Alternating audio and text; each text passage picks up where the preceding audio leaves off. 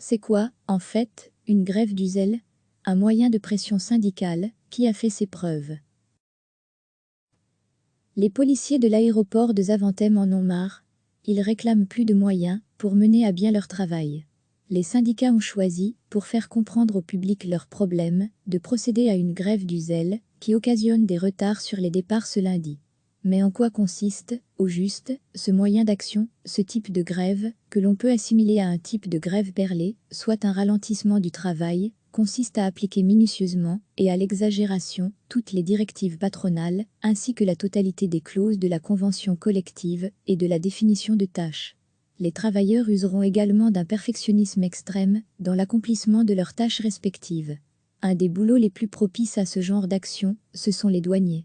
Une fouille approfondie des véhicules et des marchandises transportées peut y causer des kilomètres d'embouteillage au point de contrôle, par exemple.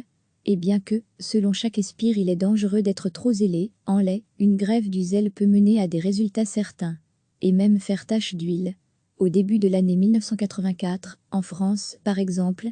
Tout d'abord, la grève vient des douaniers italiens du tunnel du Mont Blanc, début février. Ils se plaignent de leurs conditions de travail. Mi-février, leurs collègues français leur embrayent le pas. Pour les mêmes raisons. Grève du zèle. Les nombreux routiers coincés aux postes frontières, à l'entrée du tunnel, décident par irritation de bloquer les routes également.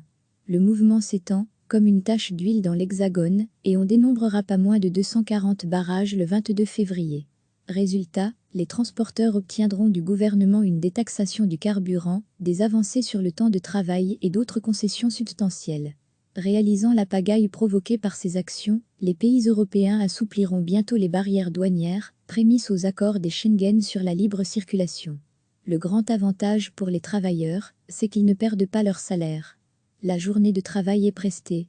L'inconvénient, c'est qu'il ne s'agit pas réellement d'une grève, car il n'y a pas d'arrêt de travail, et que donc la législation protégeant le droit de grève ne s'y applique pas. Mais comme le principe est de suivre à la lettre les consignes, il ne peut y avoir en principe de sanctions disciplinaires, ont aussi eu recours à ce type d'action les policiers, les gardiens de prison, les éclusiers, comme sur la Haute-Sambre en 96. En 1998, ce sont les contrôleurs du fisc qui passaient à l'action, alors qu'ils n'avaient plus fait grève depuis plus de 30 ans, recevaient chaque matin l'essentiel de l'actualité.